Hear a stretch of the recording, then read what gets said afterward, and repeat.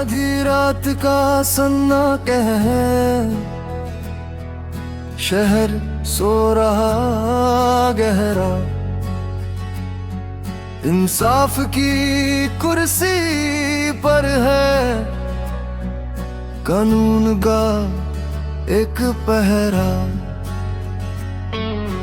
खिड़की से जो कूदा है वो डर से कोसों दूर है, चेहरे पर मुस्कान है उसकी, वो कैसा मजबूर है। वो कहता है मैं चोर हूँ पर जरा सा शरीफ हूँ, तुम्हारी बंद किताबों की एक कड़वी सी तारीफ हूँ। हथौड़ा तुम्हारा, फैसला तुम्हारा, पर सच अब शोर करेगा। देखे आज कौन यहाँ असली चोरी का शोर कहेगा। शरीफ चोरों, शरीफ चोरों।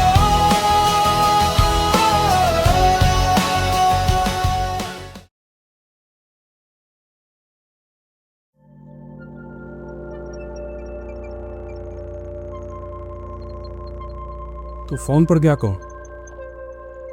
तुमने कुछ चुराया ही नहीं। मैं कुछ चुराना चाहता भी नहीं था सर। कब? दरअसल मुझे वापस जाने की जल्दी पड़ी है। सोचता था कि काम अगर आसानी से हो जाए तो क्यों बेकार के झंझट में पड़ो। अब देखिए ना, सड़क पर किसी का कुछ छीन लो तो चोर चोर चोर की बुम्मा बुम मच जाती है, लोग बहुत मारते हैं। उस वक्त हर कोई शेर हो जाता है सर। उस मार से तो 6 महीने जेल ज्यादा बेहतर। फिर पुलिस कस्टडी, अदालत पेशी, बड़ा वक्त लग जाता है सर, बड़ी तकलीफ होती है। वकील साहब की सलाह से सोचा था कि काम आसान हो जाएगा।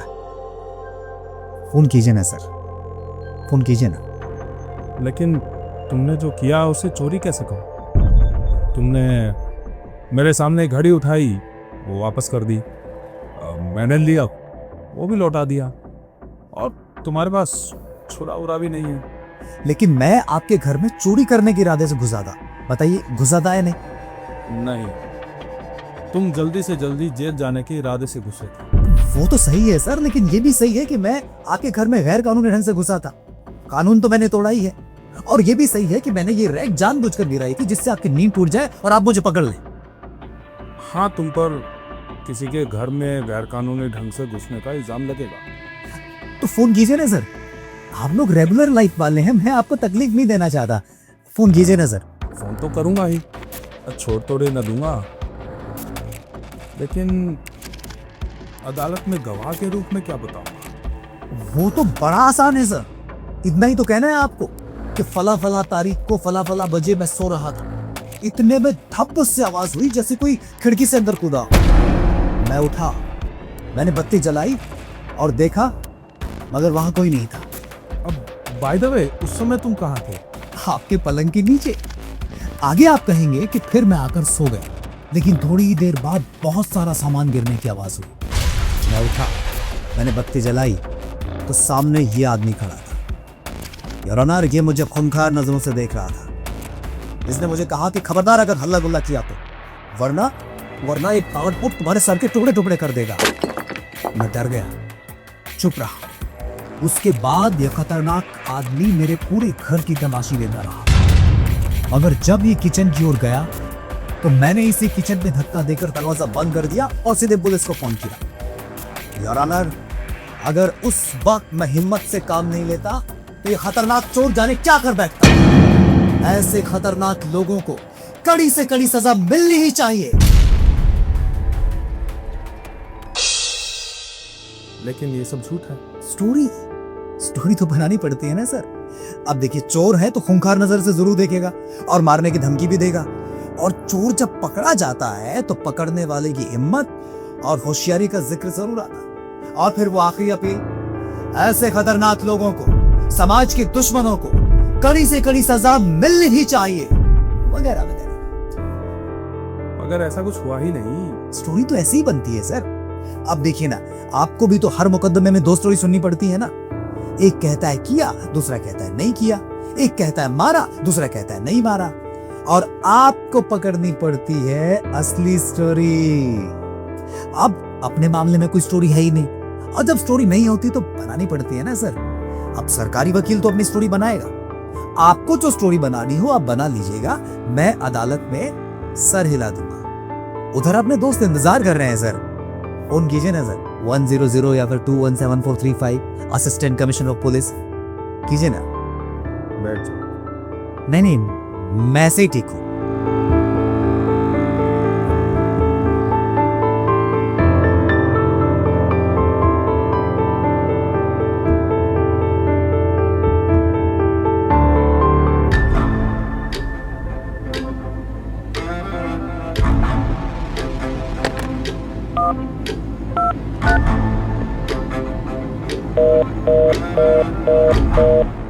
वन 100 एंगेज है। वो तो होगा ही, आप 217435 डायल कीजिए।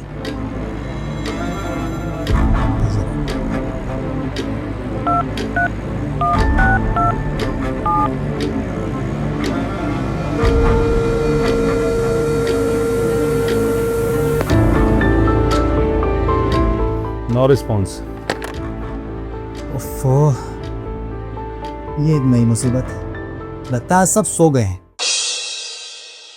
आपके पास गाड़ी है? नहीं, जज होके भी आपके पास गाड़ी नहीं है? बस से जाते हैं? नहीं ट्रेन से। गाड़ी का क्यों पूछ रहा? एक आइडिया आ गया था दिमाग में। अगर आप अपनी गाड़ी में बिठाकर मुझे खुद पुलिस स्टेशन ले जाते तो कैसा रहता? यहाँ से काफी दूर है, वरना पैदल ही चले चलते। आप कहें तो टैक्सी पकड़ूं?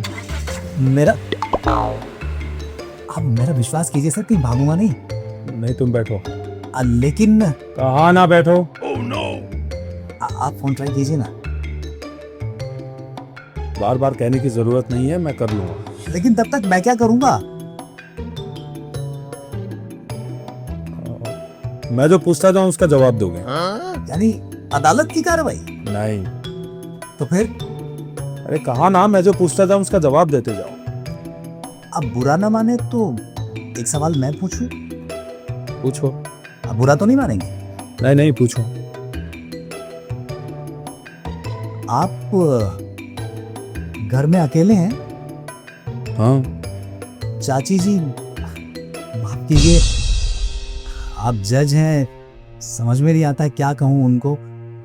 चोर हूं ना? वो भी नहीं है।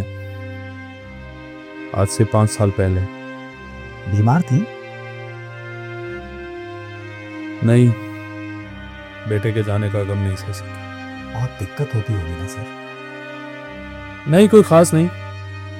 नौकर है, दिन भर रहता है, रात को चला जाता है। बहुत अकेला महसूस होता होगा ना? सवाल मैं पूछने वाला था और पूछने लगे तुम। अरे नहीं, आपके किचन में सामान हो तो एक कप। बहुत बेशरम हो। अच्छा जाओ, बना लो तो। आपके लिए भी? नहीं, फिर नींद नहीं आएगी। अब नींद का वैसे भी कहाँ सवाल, जब तक मेरा निपटारा आप नहीं कर लेते। अच्छा ठीक है, बना लो।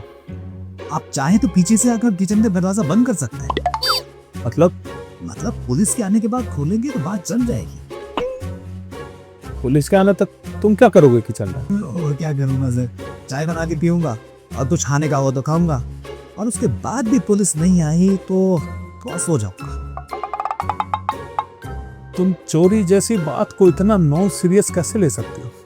आदत पड़ गई है सर, यार भी चोरी है ये, हर बार एक नया अनुभव। एक बार तो ऐसा हुआ कि फिल्म प्रोड्यूसर के यहाँ घुसा। वो चोरी मैंने बड़े सिस्टमैटिक ढंग से की थी।